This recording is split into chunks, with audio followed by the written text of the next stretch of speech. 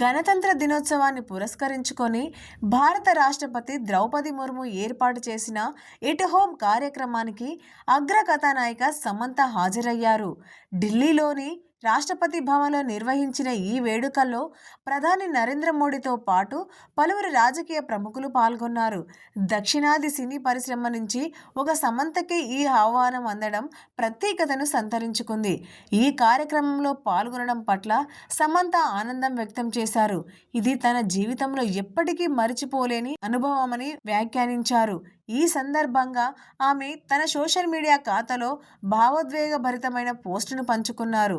చిన్నతనంలోనే తనను ప్రోత్సహించేవారు ఎవరు లేరని, ఇలాంటి గొప్ప వేదికపై అడుగు పెడతానని తాను ఎప్పుడూ ఊహించలేదని పేర్కొన్నారు. ఇలాంటి కలలు ఊహించడానికి కూడా అప్పట్లో చాలా పెద్దగా అనిపించేవని సమంత తన పోస్టులో వెల్లడించారు.